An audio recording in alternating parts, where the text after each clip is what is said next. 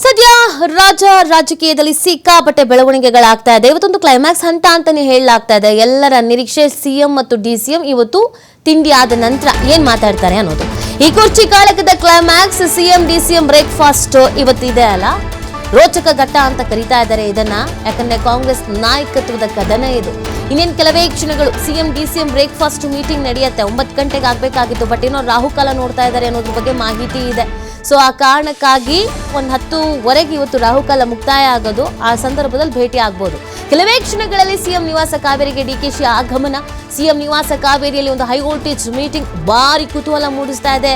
CM ಮತ್ತು DCM ನಡುವಿನ ಈ ಮಾತುಕತೆ ನಂತರದ ಮಾತು ಏನ್ ಮಾತಾಡ್ತಾರೆ ಅಂತ. ಬ್ರೇಕ್ಫಾಸ್ಟ್ ಅಂತ ಅಂದ್ರೆ ಯೂಶಲಿ 8 ರಿಂದ 9 ಗಂಟೆ ಒಳಗೆ ಅಲ್ವಾ, ಬಟ್ ಒಂದ್ ಸ್ವಲ್ಪ ಸಮಯ ಹೋಗ್ತಾ ಇದೆ. ಬೇಕು ಅಂತಾನೆ ಡಿ.ಕೆ. ಶಿವಕುಮಾರ್ ಅವರು ಸ್ವಲ್ಪ ತಡ ಮಾಡ್ತಾ ಇದ್ದಾರೆ ಅಂತ. ಇತ್ತೀಚೆಗೆ ಸ್ವಲ್ಪ ದೇವರ ಮೇಲೆ ಒಲವು, ದೇವರ ಮೇಲೆ ಭಕ್ತಿ, ಇತ್ತೀಚೆಗೆ ಅಂತ ಅಲ್ಲ, ಸುಮಾರು ಒಂದು 5 ವರ್ಷದಿಂದ ಇದು ಶುರುವಾಗಿದೆ ಟೆಂಪಲ್ ರನ್ನು. ಸೊ ಹಾಗಾಗಿ ಒಂದು ಸ್ವಲ್ಪ ನಂಬಿಕೆ, ಆಚಾರ ವಿಚಾರ, ಅವರೊಂದಷ್ಟು ಜ್ಯೋತಿಷ್ಯರ ಬಳಿ ಕೇಳ್ಕೊಂಡಿರ್ತಾರೆ. ಮನೆ ಎಷ್ಟೊತ್ತಿಗೆ ಬಿಡಬೇಕು, ಎಷ್ಟೊತ್ತಿಗೆ ಅಲ್ಲಿ ಹೋಗಬೇಕು, ಏನು ಎತ್ತ ಅಂತ. ಸೊ ಎಲ್ಲ ಸಲಹೆ ಸೂಚನೆಗಳನ್ನೆಲ್ಲ ಪಡ್ಕೊಂಡು ಮನೆಯಿಂದ ಹೊರಡ್ತಾ ಇರೋದು. ಇನ್ನೇನು ರೋಚಕ ಘಟ್ಟ, ಏನು ಮಾತಾಡ್ತಾರೆ ಇಬ್ಬರು ನಾಯಕರು ನೋಡಿ. ಅವರವರ ದೃಷ್ಟಿಯಲ್ಲಿ ಅಥವಾ ಅವರವರದೇ ಕಾಲಘಟ್ಟದಲ್ಲಿ ಇಬ್ಬರು ಕೂಡ ವರ್ಚಸ್ಸಿರುವಂಥ ನಾಯಕರೇ. ಸಿದ್ದರಾಮಯ್ಯನವರು ಹಿರಿಯರು, ಅನುಭವಿಗಳು ಮತ್ತು ನಾಯಕತ್ವ ಗುಣ ಇರೋರು. ಡಿ.ಕೆ. ಶಿವಕುಮಾರ್ ಅವರು ಅವರದ್ದೇ ರೂಟ್ನಲ್ಲಿ ಬಂದವರು. ಜೊತೆಗೆ ಇತ್ತೀಚೆಗೆ ಕಾಂಗ್ರೆಸ್ನಲ್ಲಿ ಅವರು ಅಂತಂದರೆ ಹನುಮಂತನ ರೀತಿಯಲ್ಲಿ ಕಾಂಗ್ರೆಸ್ಗೆ ಅನ್ನೋ ಥರದೊಂದು ಪಟ್ಟ ಕಟ್ಕೊಂಡಿದ್ದಾರೆ.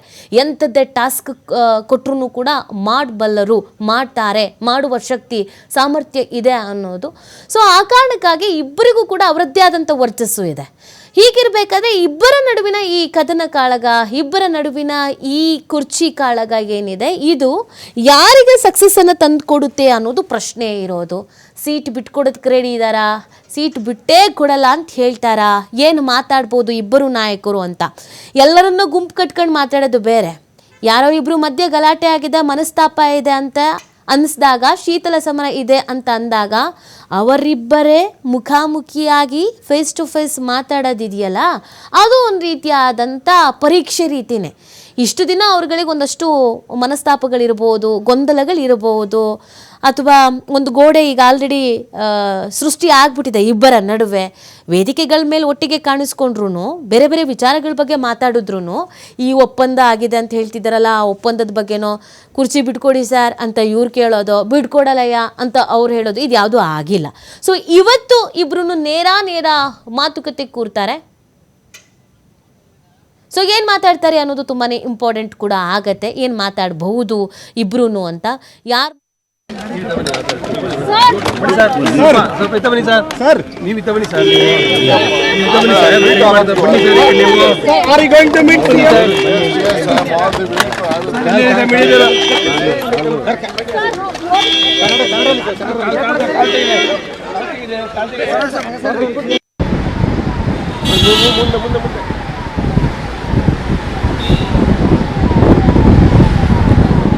ಡಿ.ಕೆ. ಶಿವಕುಮಾರ್ ಅವ್ರಿಗೆ ಏನು ಮಾತಾಡ್ತಾರೆ ಅನ್ನೋದು ಕುತೂಹಲ ರಾಜ್ಯದ ಜನತೆಗೆ ಇದ್ದೇ ಇರುತ್ತೆ. ಅದನ್ನು ತೋರಿಸುವ ಪ್ರಯತ್ನವನ್ನು ಮಾಧ್ಯಮಗಳಾಗಿ ನಾವು ಕೂಡ ಮಾಡ್ತಾ ಇದ್ದೀವಿ. ಬಟ್ ಹೋಗುವ ಅವಸರದಲ್ಲಿ, ಆತರದಲ್ಲಿ ಅಥವಾ ಟೆನ್ಷನ್ನಲ್ಲಿ ಡಿ.ಕೆ. ಶಿವಕುಮಾರ್ ಅವರು ಇದ್ದಾರೆ. ಯಾಕಂದರೆ ಇದು ದೊಡ್ಡ ವಿಚಾರ ಅಲ್ಲ, ಕುರ್ಚಿ ವಿಚಾರ.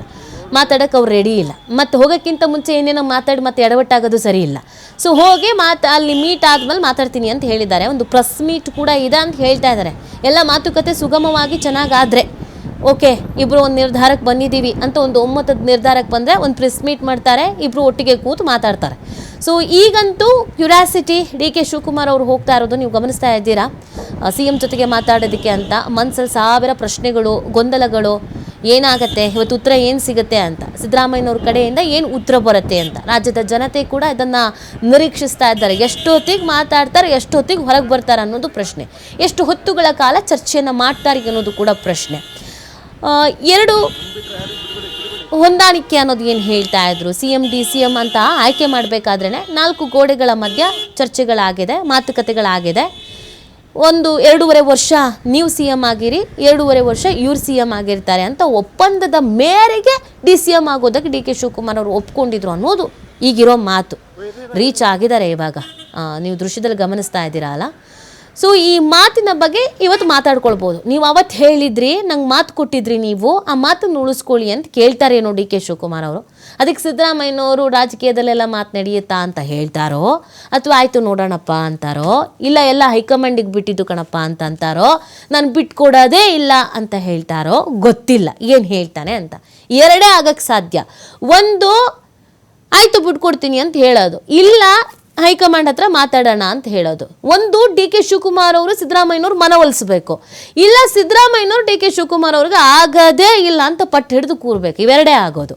ಏನಾಗುತ್ತೆ ಅನ್ನೋದು ಇಂಪಾರ್ಟೆಂಟ್ ಆಗಿರೋದು. ಡಿ ಕೆ ಶಿವಕುಮಾರ್ ಅವ್ರಿಗೆ ಅವ್ರು ಆಪ್ತರು ಹೇಳಿ ಕಳಿಸಿರ್ತಾರೆ, ನೀವು ಪಟ್ಟು ಬಿಡಲೇಬಾರ್ದು, ನೀವು ಏನಿದೆಯೋ ಅದನ್ನು ಮಾತಾಡಲೇಬೇಕು, ನಿಮ್ಮ ಬೆನ್ನಿಗೆ ನಾವು ನಿಂತಿದ್ದೀವಿ ಅಂತ. ಇನ್ನೊಂದು ಕಡೆಯಲ್ಲಿ ಸಿದ್ದರಾಮಯ್ಯನವ್ರು ಆಪ್ತರೆ ಆಲ್ರೆಡಿ ಎಲ್ಲರಿಗೂ ಹೇಳ್ಬಿಟ್ಟಿದ್ದಾರೆ, ಸಿದ್ದರಾಮಯ್ಯನವ್ರು ಏನಾದರೂ ಕೆಳಗಿಳಿದ್ರು ಅಂತಂದರೆ ನಾವು ಮುಂದೆ ಏನು ಮಾಡಬೇಕು ಅನ್ನೋದು ನಮಗೆ ಗೊತ್ತಿದೆ ಅಂತ ಹೇಳ್ಬಿಟ್ಟಿದ್ದಾರೆ. ಸಿದ್ದರಾಮಯ್ಯನವ್ರಿಗೂ ಬಿಲ್ಕುಲ್ ಇದು ಯಾವುದಕ್ಕೂ ಒಪ್ಕೋಬೇಡಿ, ನಿಮ್ಮ ಬೆನ್ನ ಹಿಂದೆ ನಾವು ಇರ್ತೀವಿ ಅನ್ನೋದನ್ನು ಹೇಳಿದ್ದಾರೆ. ಇಬ್ಬರೂ ನಾಯಕರಿಗೆ ಅವರವರ ಆಪ್ತರು, ಅವರವರ ಬಳಗದಲ್ಲಿರೋರು, ಅವರವರ ಬಣದಲ್ಲಿ ಇರೋರು ಏನೇನು ಆಶ್ವಾಸನೆಗಳನ್ನು, ಭರವಸೆಗಳನ್ನು, ಧೈರ್ಯಗಳನ್ನು ತುಂಬಬೇಕೋ ಅದೆಲ್ಲ ಮಾಡಿಬಿಟ್ಟಿದ್ದಾರೆ. ಸೊ ಈಗೇನಿದ್ರು ಈ ಇಬ್ಬರು ನಾಯಕರು ಮಾತಾಡೋದು ಒಂದೇ ಕೆಲಸ. ನೋಡಿ, ಯಾವಾಗಲೂ ಅಷ್ಟೇ, ಯಾರೋ 2 ಪರ್ಸನ್ ನಡುವೆ ಸಮಸ್ಯೆ ಇದೆ ಅಂತಂದಾಗ ಅವ್ರವ್ರು ಕೂತು ಮಾತಾಡಿ ಬಗೆಹರಿಸ್ಕೊಳ್ಬೇಕು. ಮೂರನೇವ್ರು ಎಂಟ್ರಿ ಆದಾಗ ಸಮಸ್ಯೆ ಆಗೋದು ಜಾಸ್ತಿ. ರಾಜಣ್ಣ ಅವ್ರ ಎಂಟ್ರಿ ಆಯಿತು, ಕ್ರಾಂತಿ ಅಂತ, ಅದು ಯಾವ ಮಟ್ಟಿಗೆ ಈಗ ರಾಜಕಾರಣದಲ್ಲಿ ಏನೇನಾಗ್ತಿದೆ ಅನ್ನೋದು ಗೊತ್ತಿರೋ ವಿಚಾರ. ಈ ಕಡೆ ಡಿ ಕೆ ಸುರೇಶ್ ಅವರ ಎಂಟ್ರಿ ಆದರೂ ಕೂಡ ಸಮಸ್ಯೆ ಆಗತ್ತೆ. ಸೊ ಹಾಗಾಗಿ ಇವರಿಬ್ಬರೇ ಕೂತು ಮಾತಾಡೋದು ತುಂಬ ಅಂದರೆ ತುಂಬಾ ಸೂಕ್ತ.